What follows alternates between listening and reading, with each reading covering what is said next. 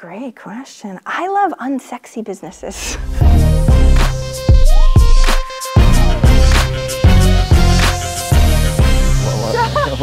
What is unsexy? So my mentor way back when was only offline. We did no online anything. So I had plumbing companies, construction companies, landscaping, super non-online. So everybody comes to me, they think I'm like the online coach. I'm like, okay, yeah, but I deal with a whole bunch. I have a timber company. I have like random unsexy businesses also. Tons of consulting companies and like tech thought and weirdo niches. You wouldn't even understand the level of things that I know because I have clients in the weirdest places.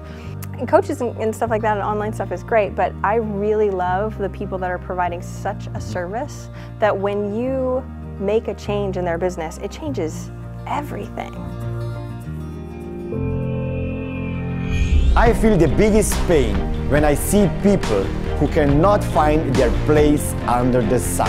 Unmotivated, sad, and desperate people. Business owners, entrepreneurs, suffering from burnout, stress, and boredom, and no time for their family. My biggest goal is to help them realize that this world provides enough opportunities for everybody.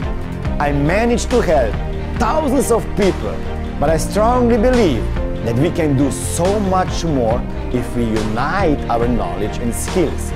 And this is the reason I started doing interviews with the best visionaries and world changers. Their inspiring personal and success stories are a proof that everything is possible. All you have to do is listen and learn. Together, we can change our lives and the future of this world. Hello everybody, this is Warrior Family and I'm Smillion Mori. You are all here, my friends, because you are sure we can all create and live the life worth living. But in order to do this, we must do something about it. And my goal within this show is to introduce you to my friends, mentors, partners, some great people, their hacks, strategies, habits that can help you become the best version of yourself and create and live the life worth living. And today, I have a special guest.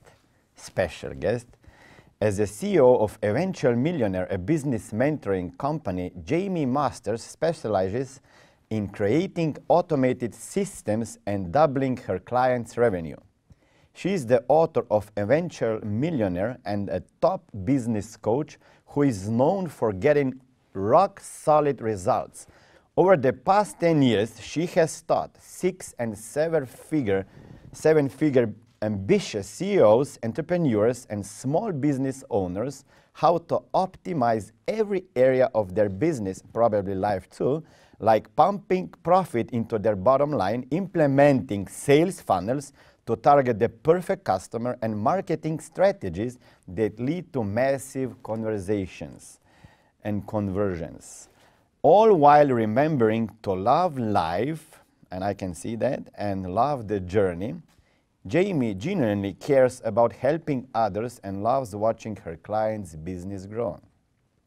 She is also the producer and host of her own online show and has conducted over 400 interviews with millionaires and billionaires. She has been featured in Yahoo, Online, Inc.com, Success Magazine, Entrepreneur, Women's Health Magazine, and Business Insider. Wow, welcome Jaime to my show. Thank you. I'm in your city. It's not actually your city. It is now, yes. Yeah, it is my now, city. Yeah. How long you are in Austin? About 4 years. 4 years. Yeah. And you were born and raised in Maine. Good job. Maine. How many people live there? Okay, so that's a good question, actually. All of Austin has about 1 million. All of Maine, much larger land area, 1 million. 1 million? Total, yes. 1 million, That's okay. a lot of people. That's no, it's better. People. I'm from the village of 500 people. My town had maybe 1,000, so I can't really say anything. So I will touch that, but how can a girl from such a small town connect with 400 millionaires? Right? Yeah. Top people right. in the world. We didn't even have a stoplight in my town when I was growing up. Yeah. So thank goodness we have the internet, because if we didn't have the internet, I'm pretty sure I wouldn't have been able to. I remember I had a mentor in Maine, and I remember going to him going, I want to interview millionaires. Do you know any? And he was like, not anyone that's going to come out and say, hey, I'm a millionaire on your show. And so I literally just searched online at the very, very beginning. And now, thank goodness, we've built up a book of amazing guests, but it took a little while. Emailing a lot, like trying to get pound the payments, trying to get people to say yes to me. We will come back to this later. Let's start with the part of the Warrior Family show, which is family. You have 2 kids? Yes. They are 9 and 11 years old? Yes, good job. You have a good memory. And how do you balance this business and work and life stuff? Seriously. So some people say like balance is not really a great thing, because when the kids were younger, especially for me, I want to be perfect at everything, which is not necessarily a good thing. So when I was at work, working on my own business, I felt guilty that I wasn't with the kids. And then when I was with the kids, I felt guilty that I wasn't working, right? So when you flip that on your head and you're just happy when you're with the kids and you're happy when you're working, I work probably 25 or 30 hours a week now. Really? Solid when I'm with the kids, oh yeah.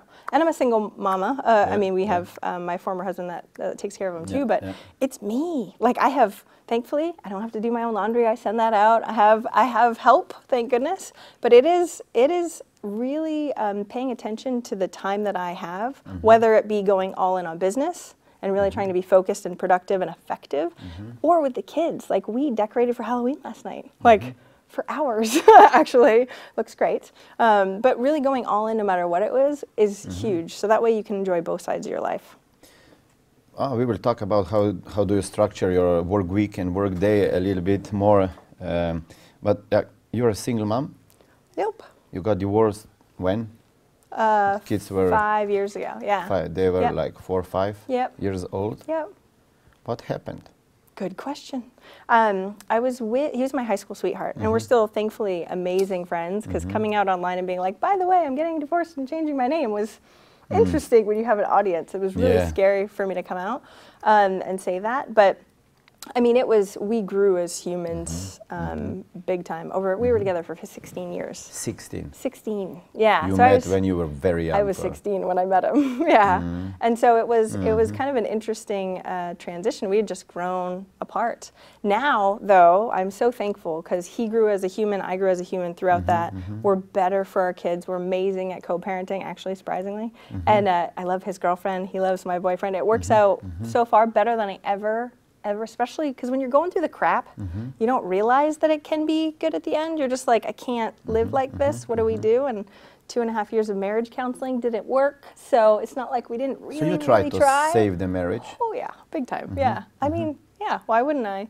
And so, but thankfully, like I said, I mean, I was just hanging out with him the other day, and me and his girlfriend have a lunch date next week. So I didn't even think I could get to the level of cohesiveness as a family. Like, we have Thanksgiving together, we have Christmas together, and it's amazing. Man. I know, right? Yeah.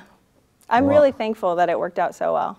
Yeah, I don't know many couples, you know, after they divorce, that they can even talk to each other. Right? Yeah. I'm like, I want to be the best ex-wife ever. That's what my goal was. I want to be the best ex-wife. Yes. I like it. Yes, that was my goal. I mean, all I can do is represent me, right? And he shows up how he wants to show up, and that's great. And thankfully, we met in the middle, and it's worked out really well. Many single women watch this show, and some are mothers, some are not. And I know from my events, I meet them, they think that if they start a business, they cannot have a family. If they want to be successful, there is no chance to have a family. So I have to wait to have a kid or two. I cannot be successful if I want to be a mother. So I have to decide, being a mother or being a business woman. Right? Yeah. No. How can you juggle all this? Seriously. Projects. Yeah, well, what's hilarious is my former husband is a professional juggler, and my kids are stilt walkers, and they juggle, which is funny that you say that. Yeah. But so back up a little bit, I had a 6-figure job when I was 24, but was not happy in life, right? I was like going after the money, realized I hate my life, quit that job, ended up getting pregnant. I was married at the time, getting pregnant. And my son was the catalyst for me actually quitting, because I didn't want to quit, because who quits a six-figure job? Plus we had tons of debt, so that was difficult also. But when he was born, I was like, okay, now I'm going to start my business, which was kind of silly. No, it was really dumb, because I was contradictional, right? This is a great time. Yeah, he had colic very, very badly and screamed all the time also. So the hard thing was my former husband was a professional juggler, made maybe 50 grand, a little less a year, but it was like hit and miss. It'd be like summers were great and winters weren't. And I was quitting health insurance, six-figure job. Like, we had a house. It was not really the smartest. And the mortgage probably? Yes, we had a $250,000 mortgage, yeah. And when I quit, we ended up paying off that $70,000 in debt, like working our butt off before I ended up quitting. But I would much rather work at Home Depot if I have to and be home with my kids more than not, right? And knock on wood, haven't had to work at Home Depot yet. So but the amount of stress that I put myself through was silly, I should say. Not that it wasn't worth it, because it was totally worth it. But I wish I had done one piece a little bit differently. Well, I shouldn't say that. I learned a lot of lessons. The problem was I needed to learn patience way more than I ever thought I would. Because when you have a baby and you want to be the best mother you can, and you're trying to brand new start a business, and the challenges that come with getting outside your comfort zone and trying to actually understand how the heck to do this, it's a lot of pressure, especially because we had money pressure too. And so money pressure, kids pressure. Yeah, it was fun. Yeah, and it's interesting because, like I said, I wouldn't have done it any differently, but I learned so many lessons in that doing one thing at a time and going all in makes a big difference, right? So, because I was exhausted trying to do all this. And so it took a good solid 2 years before I felt like I had any type of income that was great. And then, of course, we had a baby again, right? 2.5 years afterwards. But I've learned so much to mitigate that stress. I was putting that stress on myself. Like, it wasn't the baby that was doing it. It wasn't the business that was doing it. It was my own, self-inflicted, it sounds horrible, but it was that. So it actually taught me a lot of letting go, of going with the flow, of trying, like I said at the beginning, to be happy when I was with the kids. Because before it was the opposite. When they were young, I was like, I should be doing my email. I need to be prospecting more, And I wasn't happy on either side. Yeah, I was a martyr, but I did it to myself. So like, I can't, you know what I mean? And that's something that I had to let the pain get great, because I was that, I'm fine. I can take anything. I can do whatever it takes. And I can, until why bother? Or like, why put yourself through that much pain and stress in order to get the life you want? That's not fun either. That's the whole point of my show. To not have to go through pain in order to have the life you want. And so thankfully, I've learned a lot of lessons letting go and going with the flow 1,000,000 times more than I ever used to. Enjoying life is kind of important, Nice lesson, yeah. What job you had before? What I did before? I was an engineer and a project manager. I have a degree in computers. Project manager. Yeah, so I used to actually travel around the country. So no entrepreneur? Father, mother? Nope, my mom's a secretary, just called her on the way here. She still is a secretary. My dad makes artificial limbs and was a musician. He failed at a business and told me I should do one. But I was like, but it didn't really work out so well for you. So yeah, no, nobody in my family was an entrepreneur. I mean, and me making 6 figures at such a young age was such a big deal. Like me quitting. Secure job? Yeah, me quitting. Everybody thought I was nuts. What did they say, parents? They were like, really? Really? Do you think this is a good idea? I know, exactly. And you're going to have to pay for what? Yeah. Yeah. And they thankfully are very supportive in general. But yeah. They were? So in general, I think it's supportive, like, I think they were scared. Yeah, I'm sure. Afraid. Sure. Like, I'm going to move in with you, Mom and Dad. No. And so what did you do next? You quit your job? So I quit my job. I ended up coaching. But main and coaching was, because I went to Coach University, I started going down that path. Life business coaching? It was life coaching at first. I thought life coaching was super cheesy though. I was not a huge fan. And this was 10, 11 years ago. Yeah. It was a long time ago. So I ended up finding a mentor in Maine who had sold $1 million business and was a business coach. And he took me under his wing, and I worked for him for free for 6 months, 20 hours a week. for no money, right? And he taught me everything he knew. And I worked for him for almost 2 years after that, until I really felt like I needed to be on the internet and get out a little bit more, because he was only local to Maine. And Maine is a large place. You have to drive 45 minutes to get anywhere. So my 20 hours that I would work every single week would be driving constantly. So I didn't make a lot of progress there either. So I was feeling very stuck. Being a single mother, having a business, how do you do your laundry and everything? Right? You know, I have so many friends, women, Yeah. they think they have to do everything in their house.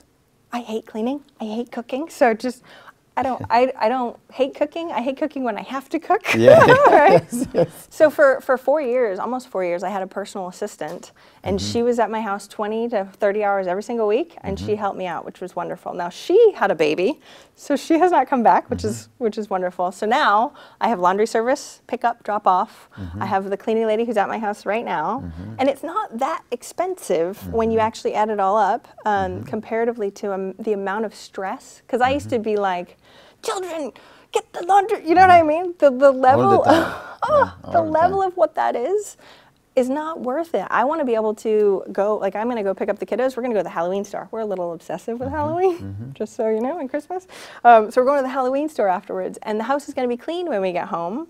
So I don't have to worry about coming home to a crazy nutso mess, because that's, I don't like cleaning, but I also don't like a messy house, right? So trying to balance the two and being okay when things don't go well also, because I can't do it. Like there's no way I can do it all, but doing the best I can is all I can do. I already see the objections coming up when they watch the show, like, yeah, she can afford the cleaning lady and everything. I cannot afford. What can I do now? Oh yeah. Is it the question of affording one?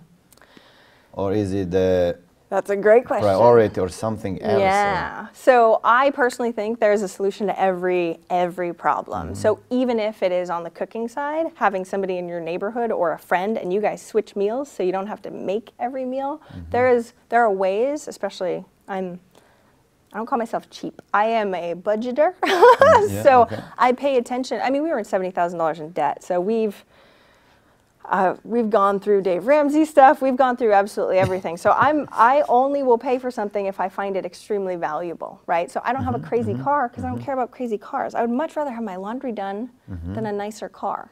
Does that make sense? Oh yeah, I don't care. Totally. But I work from home. And so, so it is making choices. It's also understanding that, especially when you're in business, leveling up yourself as a business owner and realizing that having someone clean your house or do your laundry. Like my laundry's like $30 a week. Like with kids. So it's not, that's you at $30 an hour doing it yourself or having it sent out. That's kind of insane. Your hour is worth much way more. more than $30. And I hate laundry, so I look like this when I make it, right? So so it is definitely, you might not be able to do all of it at once. Don't get me wrong, neither could I. It was like, what do I hate the most? Okay, I hate dishes. So how do we work on this? Exactly. How do I get that one thing so that way I can feel a little bit better, so I can make more money, so that way it starts to get the ball rolling. Great topic. Another objection is coming up right now. Love it. I feel guilty, you know, I have to do this. I'm a mother and... You should totally feel really guilty, because guilt is a wonderful feeling, right? So mommy guilt, and I talk to my clients about this too, mommy guilt is rampant everywhere, right? There's something that you're not doing well, just so you know.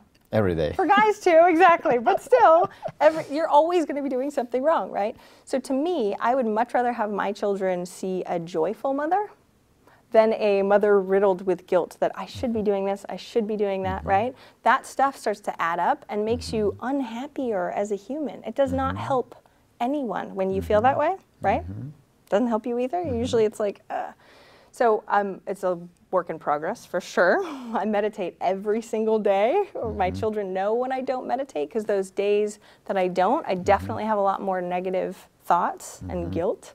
But when you make choices that really align with who you are, you feel like a better human. If you're a better mom in that way, then your children are better for it too. And we kind of forget that. We're like, but we should do it.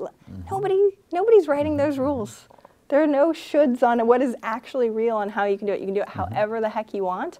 And in that way, then you're showing your kids that they're living the way that they want to, no matter what choices they make. Does that make sense? Yeah, totally. We also have Petra, is her name. She's helping us in our house.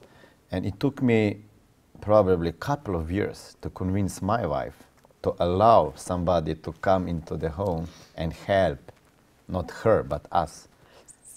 Yeah, that's I felt huge. so sorry watching her, busy in the business, running the back office, and then coming home and washing the dishes, cleaning the house, and I was there sitting. I just go like, what are you doing? Like, we have to hire somebody. So I'm the masculine version, right? Because when I was married, I was like, can we just please hire somebody? And we didn't have a lot of money, but I hated cleaning. So I was like, can we just hire someone? He's like, I feel like that should be, you're not working that should be your job. And I'm like, right?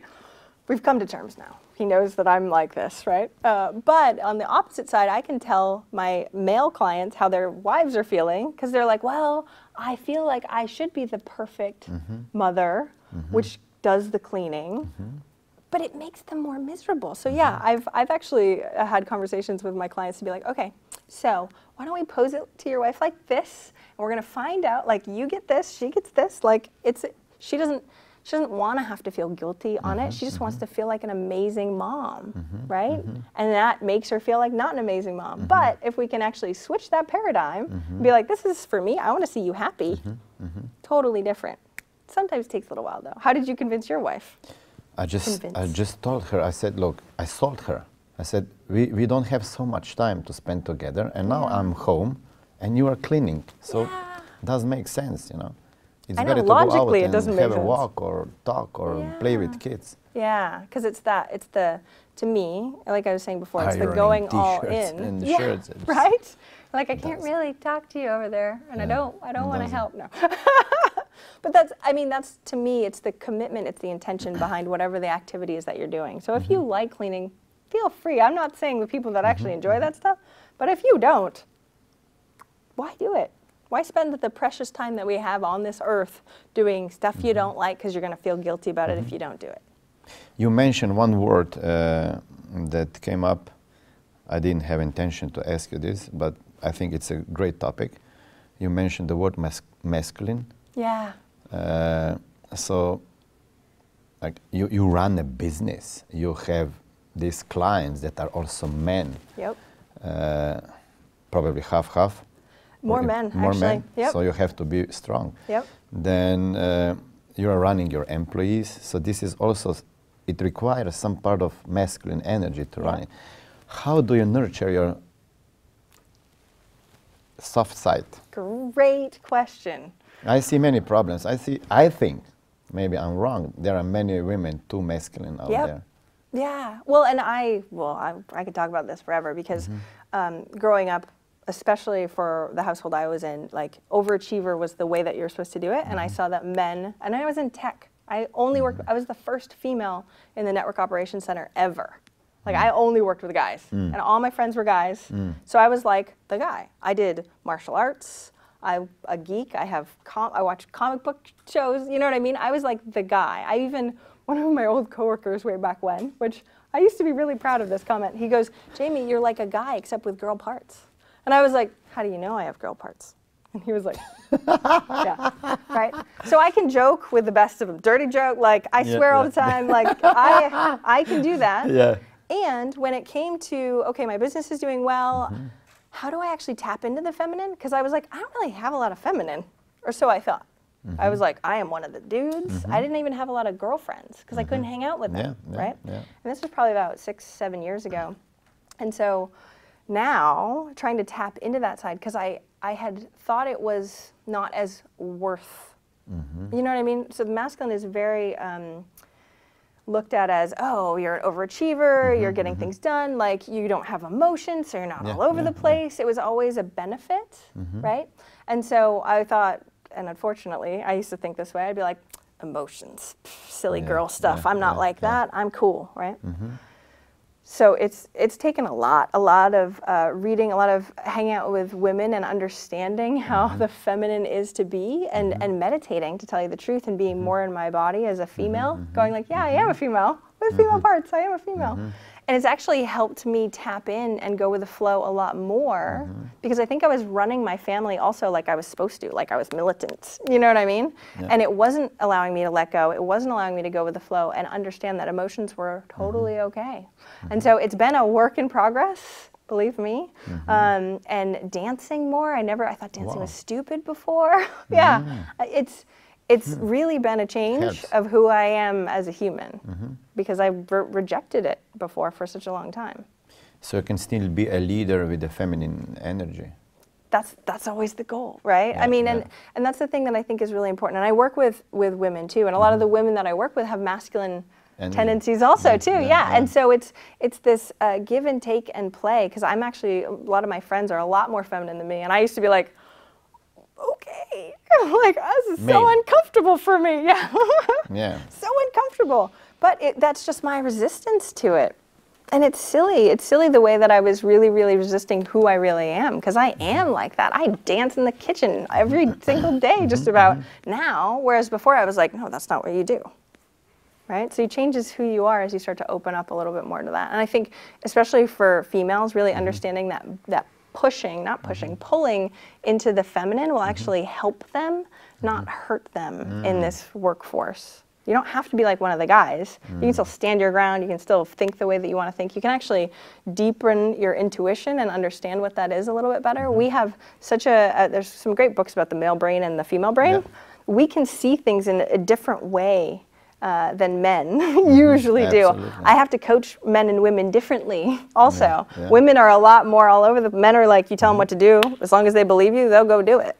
I'm generalizing, of course, but it is very different holistically. And to tap into that and not reject it, I think, is hugely important for any woman business owner nowadays. Wow, great.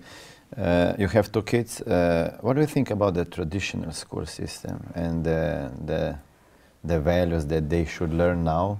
And the skills? Yeah. Oh.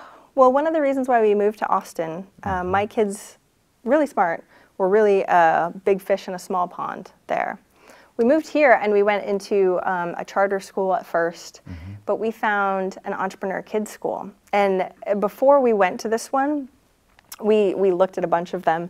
And this one specifically, and we were talking about the Acton Academy too, which is amazing. My kids go to a school called Emergent, but very similar philosophies. They're teaching the kids at this age what I teach my clients right now.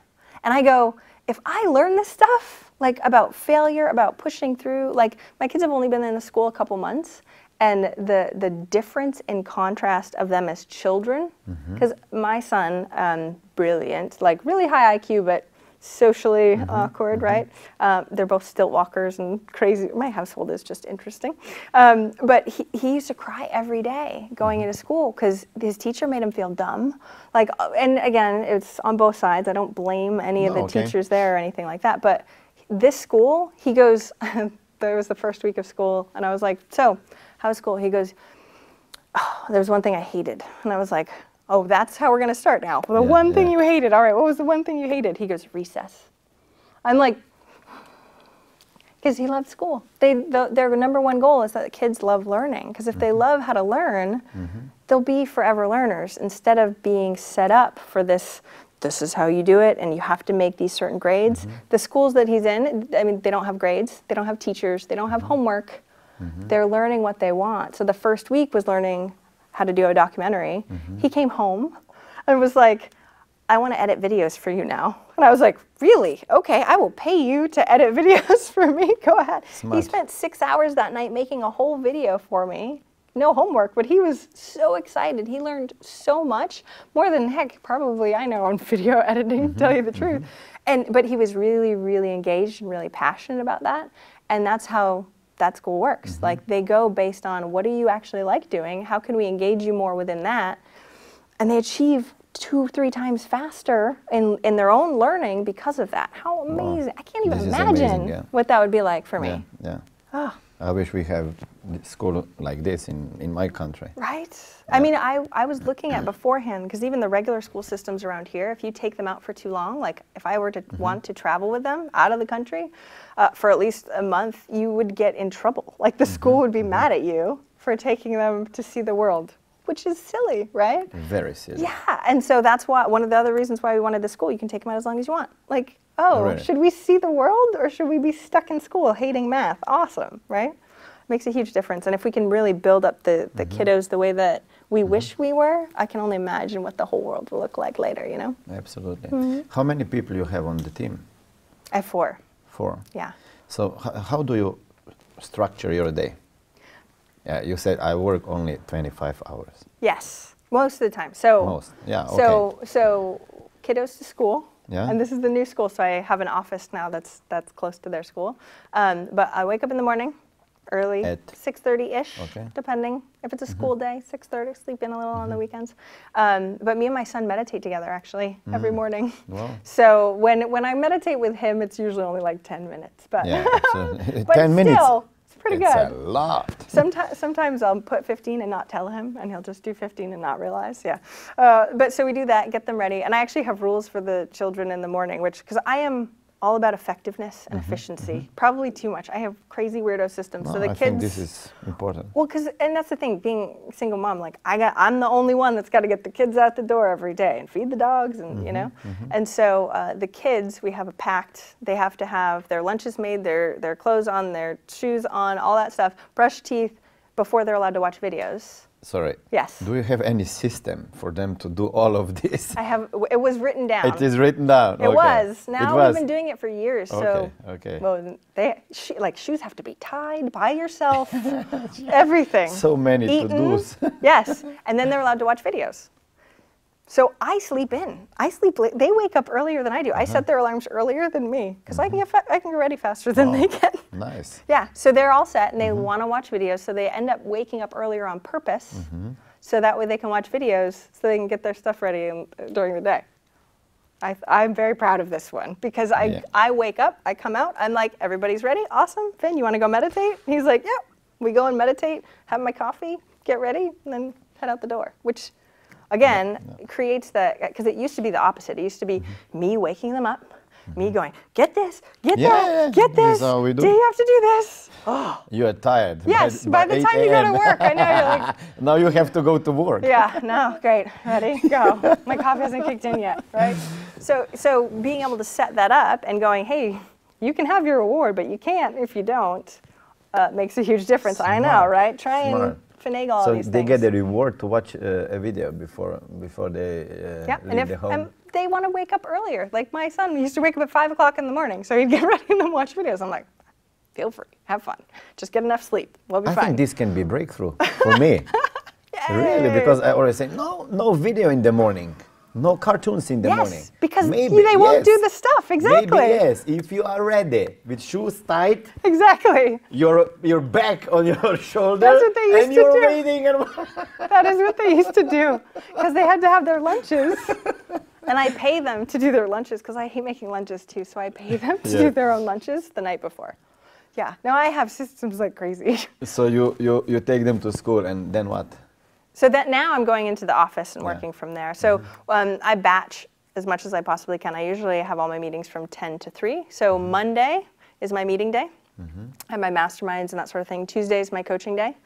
Wednesdays, typically every other Wednesday is a recording day. So I have to be in my home office for that. You and report then for social media? Or? For everything. So the whole day? Well, so 10 to 3. So Monday, meeting day? Yep. Masterminding with whom? I've had a mastermind going for 7 or 8 years personally. So it's not only meeting with employees. No. So we have. So at the beginning of Mondays I have to catch up on email, and so we have a break for that. Yep. Then I have my mastermind, which has again been going at noon on Mondays since for 8 years. So it's been, and you might know some of the guys. Pat Flynn from Smart Passive Income has been on it. Sean Stevenson from the Model Health Show, like amazing humans, which is great. So this is the mastermind that you formed? Yeah. Before so maybe it was more than that. maybe it was more than 7 years, 8 years ago. My blog was 1 month old when I formed this mastermind. I was nobody, by the way. Yeah, and I got some amazing humans, so very, very grateful for them. And it's been going strong for 8 years, or 9. Now I have to look at how long my blog's been around. I can't even remember. Getting old. No, but so we'll do that, and then we'll have whatever meetings afterwards. So if it is a team meeting or if it is something like that, we'll do that. But everybody, because I work with entrepreneurs also, right? And they have excuses for scheduling and batching. I've heard every excuse in the book, seriously.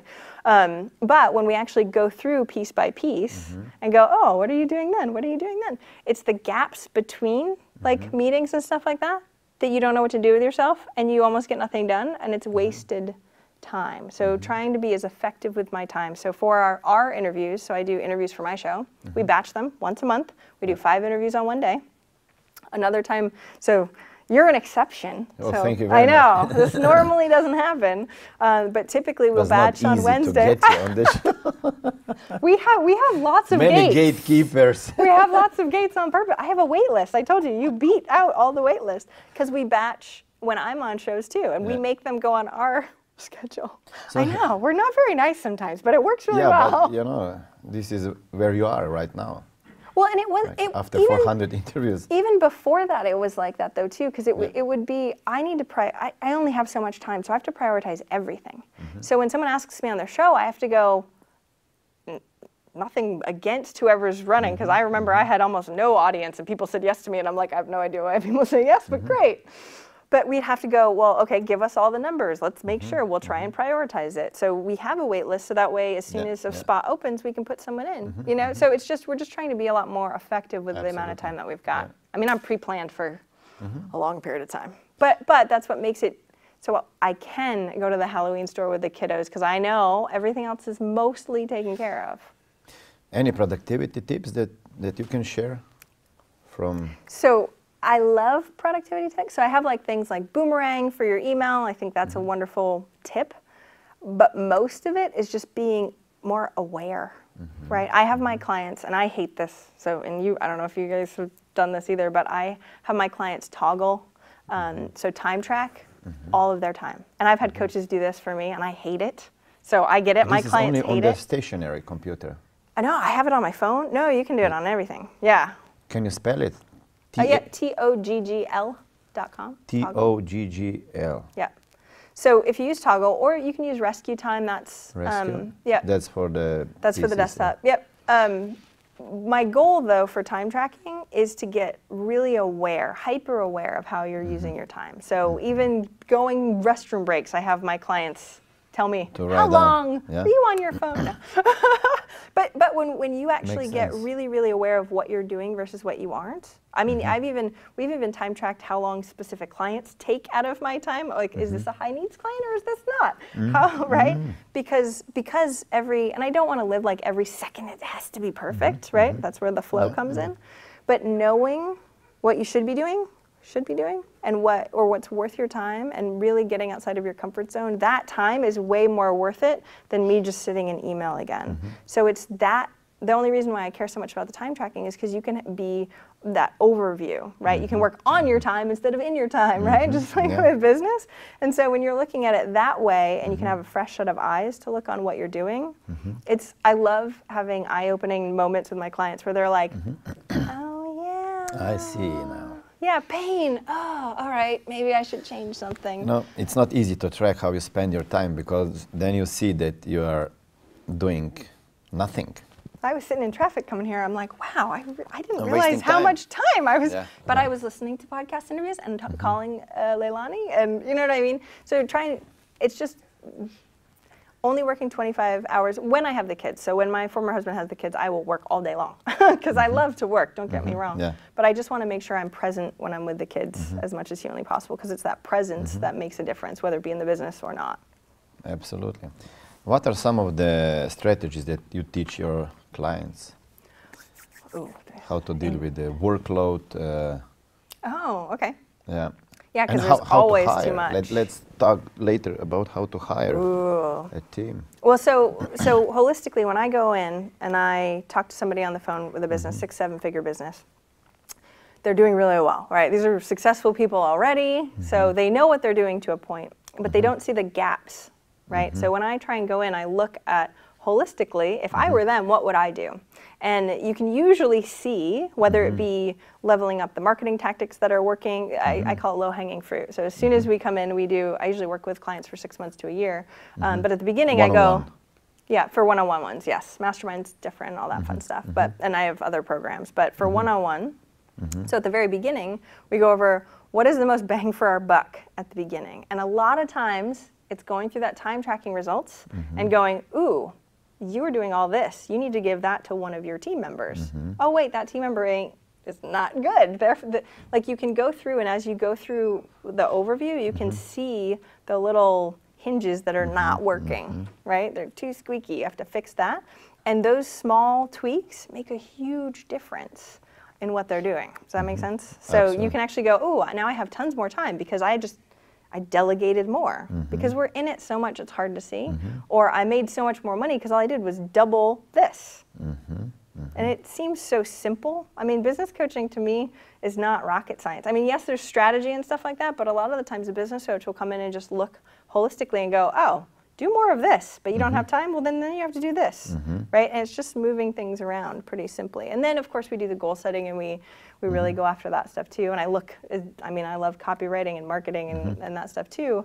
But we have a whole program on systems, so it just depends on what the client needs and when. Because it's really all about prioritizing and making sure they're committed to the end result, because anybody that's wishy-washy won't get any results, just so everybody listening knows that, right? When you're not all into something, you're not gonna see the results you want. But that's sort of the beginning stages that we do. How many clients you can take on a year, one-on-one? Good question. I have a lot of clients right now. I love One-on-one? Well, I shouldn't say a lot, probably six hardcore one-on-one, but then we have bundle hours, so they can ebb and flow. So some of my clients have been with me for years and years. One texted me actually yesterday. I've been working with him on and off for 4 years now, and his business was making $500 a month before. Now he's doing millions, which is amazing. But he just texted me because he's going on vacation for 3 weeks to Europe with his whole entire family. So happy. And his business is automated, right? So those stories you hear, you're like, oh my gosh, that sounds crazy. But I was with him every like it is learning and growth, and so we do like check-ins and stuff now. He doesn't need a ton of help. He's gotten quite a bit done, thankfully. But I have a lot of those kind of guys too that have been with me for a really long period of time. Who is your perfect client? Coaches, speakers? Great question. I love unsexy businesses. What is unsexy? So my mentor way back when was only offline. We did no online anything. So I had plumbing companies, construction companies, landscaping, super non-online. So everybody comes to me, they think I'm like the online coach. I'm like, okay, yeah, but I deal with a whole bunch. I have a timber company. I have like random unsexy businesses also. Tons of consulting companies and like tech dot and weirdo niches. You wouldn't even understand the level of things that I know because I have clients in the weirdest places. But and coaches and stuff like that and online stuff is great, but I really love the people that are providing such a service that when you make a change in their business, it changes everything, right? So yes, online marketing, amazing, but being able to help the businesses that are a little unsexy, right? The amount of change actually seems bigger for them also, because to me they're like, oh, we're just chugging along. We don't realize what levels of innovation there are with tech. We don't realize what we could be doing on online marketing. It's a big jump, and it's fun to see. Wow. Masterminds you have. What levels of the masterminds? Like 1, 2 levels? How many times you meet? Well, my personal one versus the ones that we run. The ones that you run for others. Yeah. So the ones that we run for others, it's usually 6 months to a year program. We only have one level, and we're restructuring it right now. We have an in-person event, which are super amazing and fun. Being able to hug your clients and meet them in person is wonderful. And we call them implementation retreats. So we bring in experts, and then we match them up one-on-one. Smart. Yeah, so they're able to have people at the level that they never could be able to pay for 1 hour worth to come in and do 2 hours of one-on-one with them in person. right? Mostly I'm calling in favors also. Like, hey, I know you're my friend, I know you're really busy, but they need this right now. And I'm the coach, so I can sort of see what they need when we've been going through the mastermind. So it's been really, really fantastic. And now that we have the new program, we're going to be integrating systems along with it. Yeah. Yeah. What is Owner Box? I saw the launch. Yes. Yeah. So Owner Box. So working with my clients one-on-one has been amazing. Yeah. And I would tell them to do systems, and they almost never would. I shouldn't say that. They didn't. But so a business owner that's a visionary, right? We don't have time to create We're systems. like, I don't like systems. I mean, I like them. I like them when they're done. I'm not the one making it. Almost never. And so unless they had somebody on their team that was amazing at it, but what I also found is even if they had someone on their team that had the skill set analytically, right, or tech-wise or whatever it was, they didn't know the business side. So for us, I'd be like, oh, do it like this. And they'd be like, I either have to tell my team to do that. We'd record video. We'd try all these things to try and give the knowledge to their people. So we just created Owner Box. So Owner Box, and this was my mentor way back when, said, you don't want to be the CEO, you want to be in the Owner Box. Right? So you don't want to have to be, so when you think of the org chart or your team structure, you have your whole C-suite. And when you're a business owner and you only have a handful of people, you're the CMO, you're the CFO. Everybody. You are literally wearing 17 different hats. And my mentor would be like, yeah, you don't want to be any of those hats. You want to be up here. So that way you can sell the business. Right? And it makes sense logically. And when you're in the day-to-day. Yeah, you can't see. No, not at all. So the point of creating Owner Box is to be like, yeah, I get that you're doing all this right now, but it is not, people think that it's so confusing and chaotic because business is.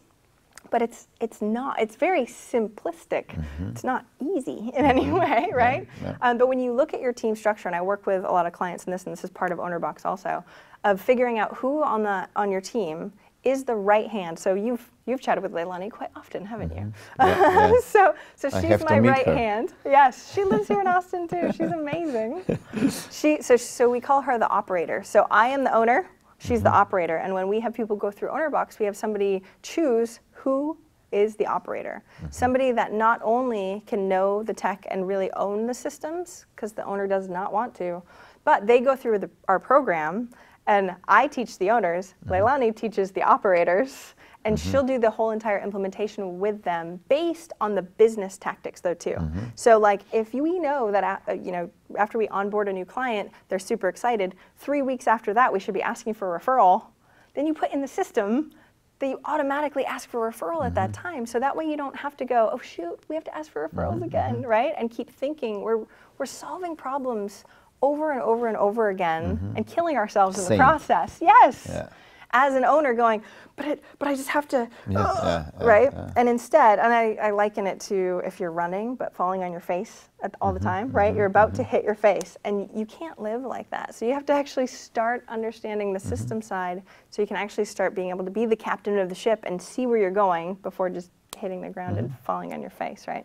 So Owner Box is not an online do-it-yourself program? Well, it's online, but we have accountability coaches within it. So so it's me. So it's like a 6 week? 8 weeks, yep. 8 weeks. Yeah, we try to do it longer, but there's only so much you can cram for information and implementation. So the core program is 8 weeks right now, and we have different boxes. So we have a company box, a team box, and an onboarding box. What is the difference? So onboarding is probably for recruiting. Well, so when you look holistically at the business, there's pieces, right?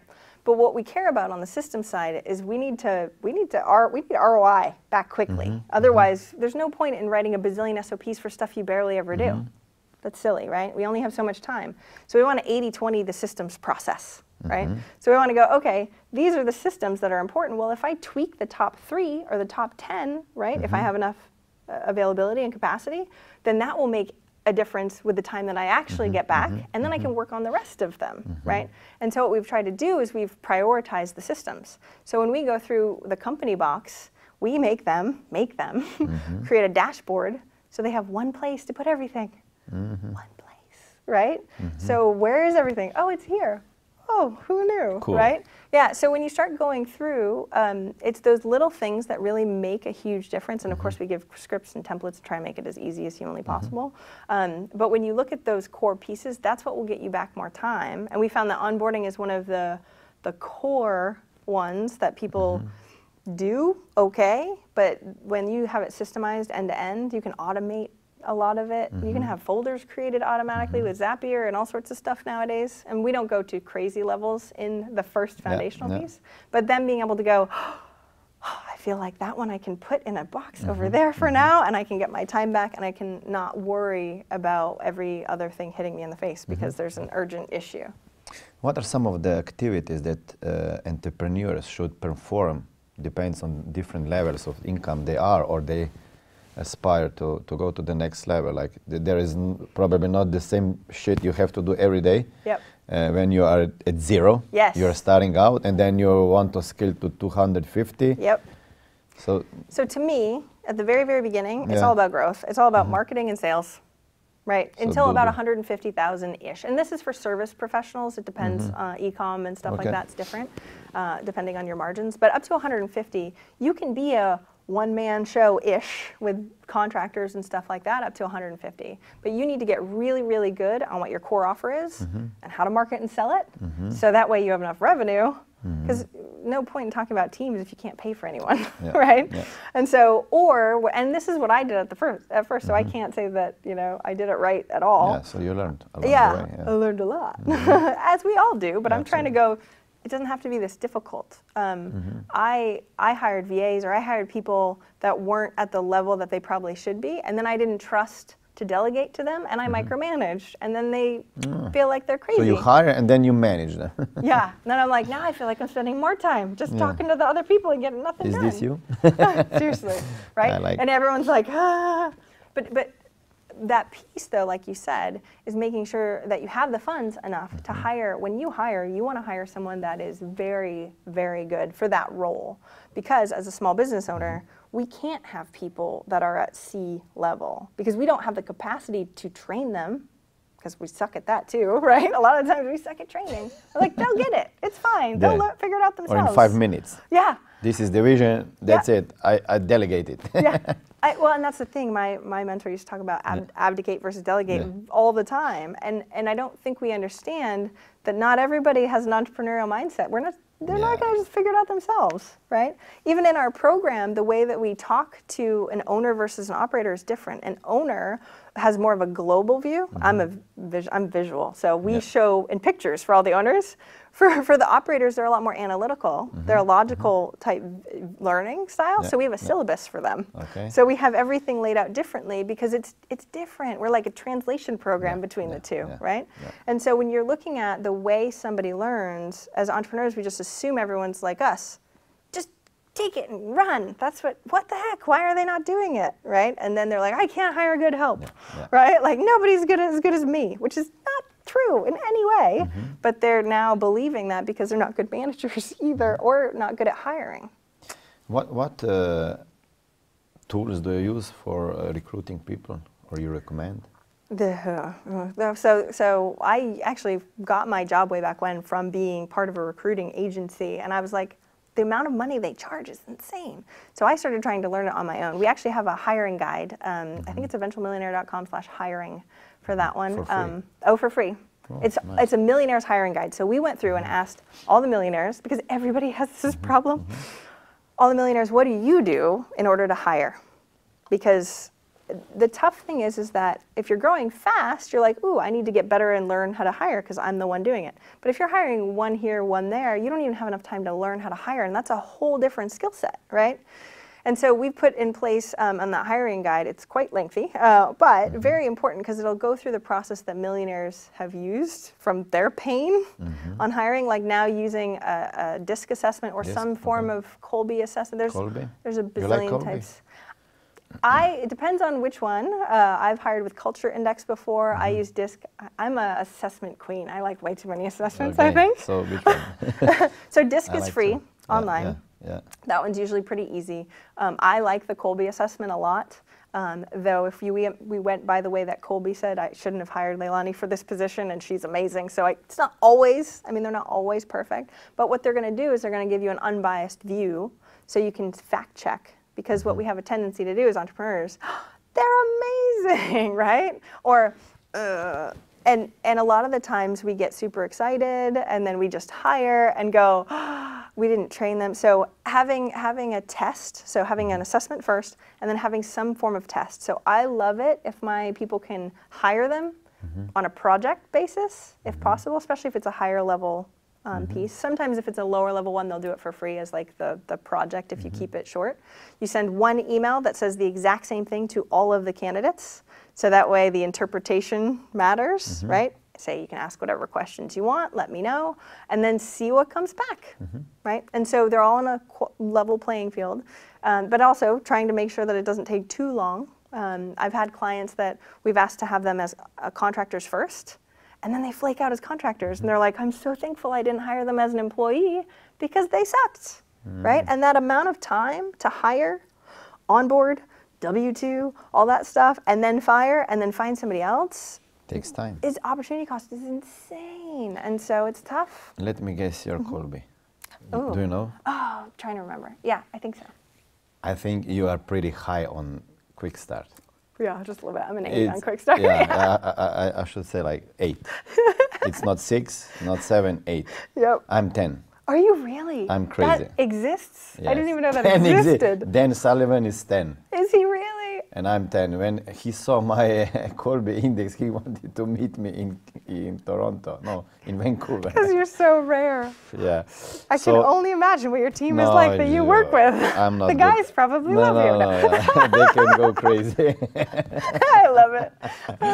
So yeah, 8 Quick Start. Yes. You have to be probably high on follow through because you used to be a project manager. I was a project manager with gritted teeth. I'm not a very high. I think I'm 4 on follow through. That's, yeah. If you're high on the Quick Start, then you shouldn't be high on follow through. So this was not your perfect. No, I was a project manager, but I was like, yeah, I am going to be great at everything. Yeah. And then fact finder around 5 probably. 7. 7. Oh. I am a researcher. I would go into data. Yeah, because I also used to program and stuff like that. So like numbers, huge fan. And that's sort of the masculine side coming out too. I'm like, give me data, and then I will make decisions. Yeah, which is not fun sometimes when you're a quick start too, and you're like, but I need all the data before I can do anything. Yeah, Crap, it holds you back. But I think it's a wonderful thing. If you listen now and watch, don't be confused. We will put Colby index in the show notes so you can find out what we talk about. Couple of questions. Eventual millionaire. Why eventual millionaire? Right. Okay. So that name, that whole domain name, because I'm a geek and I had a bazillion domain names anyway.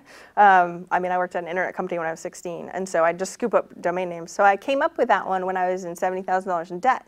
Because ever since I was little, I was about 8, I told my mom I wanted to be a millionaire. And my mom told me to marry a rich man when I was 8. To make sure that you become a millionaire. And I was like, Mom, I'm going to do it myself. I was so one of those kids, right? Yeah. And so it's kind of funny. I went after the money for too long. And so the funny thing with the show, everyone's like, oh, millionaire. Like, nobody wants anything to do with everybody that has the term millionaire seems interesting, right? Yeah. But I found that my spin on it is I don't care about a million. I want to have the life. I would rather have laundry service than really care that much about my net worth, or at least to the nth degree that I used to before. I was all about like, it's about the money and the safety and the security, and we need to have 3 to 4 million by the time I'm 65. Like, it was too much. And so now Eventual Millionaire is all about the life you love, with the work you love, and the family you love, and all that fun stuff first, and while you're growing the rest of it. Because it doesn't have to be it doesn't have to be fast, even though you want it to be fast. And you can always make it go faster once you have the foundation. But if I had to do my laundry just so I could save the money, so I could hit the number, that's not the life I want to live. So that's why it's eventual. Though everybody goes, what happens when? And I go, I own eventualbillionaire.com also, so we'll be fine. Just in case. Yes, exactly. You had 400,000 interviews. 400,000 would be pretty good. One day. 400 interviews. Anybody stood out? it's funny. People ask that question. They probably ask you that question too. And I'm wondering what your answer is. I'm like, it's kind of like picking between your children. It's hard. You're like, I kind of like that one on that day better. I kind of like this one on this day better. Because you learn from everybody something. Well, yeah. And so I've had a couple of the guys that I've interviewed are on my board of mentors, which I love, or if they're friends of mine and stuff like that. I love the future of technology. So the guy, Nick Webb, he's amazing and he's a futurist. So I like people like that because I geek out on it. I don't know if my audience actually likes it, but I'm like, ooh, tell me more, right? So that kind of stuff is really up my alley. I've had some really amazing humans on, but it's not even the ones that have big clout that, to me, it's the ones that follow up and ask me how I am later that, you know what I mean? The wisdom is great, don't get me wrong. I've learned so much, but the humans behind it, I didn't think everyone would be so kind. Because you're always told, oh, millionaires are greedy, and I used to get that all the time when I'd go in networking events, and they're like, aren't they all greedy? I'm like, actually, they're some of the kindest people I've ever met in life. Like, not, you know, not... Yeah, and I think we need to change that paradigm. Yeah, we have different, most people, they have different perspective, perception. Yeah. Is there anybody out there that it's not on the list yet? Oh, that I want to interview? Yes. Ray Kurzweil. Really? Do you know who Ray Kurzweil is? Yeah, I know. Do you actually know him? Because no, not personally, but let's find out how we can get to him. Right? So he's been on the list for a while. Did you contact him? We tried, yes. We have nothing yet. But I'm always about networking also, right? So I'm like, ooh, who knows? Yeah, so I got told I would get an introduction, but then I didn't. So anyway, still working on it. But that's just for me because I feel like I have a degree in computers, right? So the way that technology is moving is so fast that small business owners are so tunnel vision for just like cash flow and trying to be okay, that they're not even seeing everything else that's going on. And when we start going, oh, with machine learning, with all this other stuff, it's gonna be a different landscape in 10, 20, 30 years. And we're chugging along as if everything's gonna be fine. And I don't want everyone to freak out or anything like that, but I want them to understand that there are different levels. Like even there's a website, my friend Liam, who I've interviewed, he has staff.com. Their AI technology and what they're learning, they can predict when somebody's gonna quit. Right? I'm like, every company wants to know when they're going to quit based on what they've been doing, which is really impressive and creepy. And creepy, don't get me wrong, but impressive. What plans do you have with the Eventual Millionaire? Because it's a brand. Yes. It's funny. I was chatting with my mastermind about this week because I built OwnerBox as its separate brand technically. That way I don't have, everybody wants me, an Eventual Millionaire. And there's only so much of me to go around, and so with OwnerBox, we're really building that as a separate entity and company, which is wonderful. But I'm going to do Eventual Millionaire forever. Like I can't see I mean, I get introduced to millionaires every single day, and I can go, I got to push you off for a little while. I'm too busy, right? Like, who can say that? That's silly. No, it's really quite pitiful. Like the fact that that even happens to me is mind blowing, and I'm grateful. Like I'm extremely grateful for that. So I can't see that I would ever stop doing it ever. And so to me, it is really about the connections. Because small town girl in Maine, I say I had no friends. Like I literally didn't have very many friends. Nobody knew what online businesses were back then. So having the internet and being able to connect to amazing humans, I can't ever stop that. You have to run and pick up your kids. I do. Thank you for maybe practicing. One question, maybe something that you could share from your childhood. Some challenge that made you who you are today. Ooh, all right. This is a tough one. My brother, who I adore and love now, was not nice to me. And now we're fine. But what's interesting is he was so competitive, that it made me extremely competitive. Like I am very competitive. He was best at art, so I was voted most artistic in my high school. I did art like crazy. He went into computers, I went into computers. I was trying to beat him at everything because he kept telling me I wasn't good enough, right? My parents were loving, but he wasn't. And what's so interesting is I am grateful for that now. I mean, I hated it when I was little. I was an overweight little kid with glasses, and I don't show anybody these photos. I showed them to my kids the other day, and I was like, did you see? They were like, what? Yeah, keep these off the internet.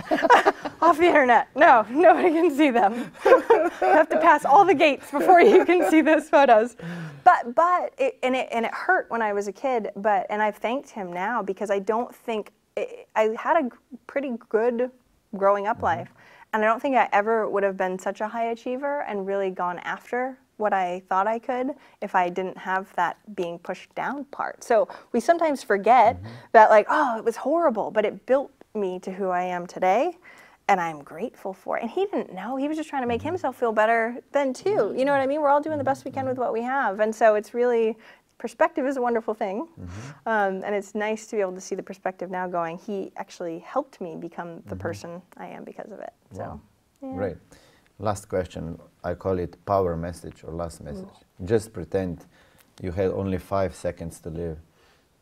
What message would you send? That's like the worst question ever. Like, what message would you send? I would just go like this. I'd just, and then I'd be horrible. What message would you send to your kids? Oh, yeah. So that could inspire them and stay with them the rest of their lives. I personally think the only reason why we're on this planet is for joy. We're all going to go, whether we're a computer program that turns off or whether we go do something else forever. All we have is right now. And to be able to enjoy and to be able to feel, because I used to shut down feelings. So feel the feelings and really lean towards joy in whatever you do. Don't feel guilty for feeling joy. That's why we're put on this earth. At least that's why I feel we are. Wow. Thank you very much. Thank you. That was nice message. So feel more joy, watch our show, watch Eventual Millionaire show, listen ownerbox.com. Good job, yes. Visit the webpage. If you want to download the manual on how to hire employees, go to eventualmillion.com/hiring. We will put everything in the notes. So see you next time.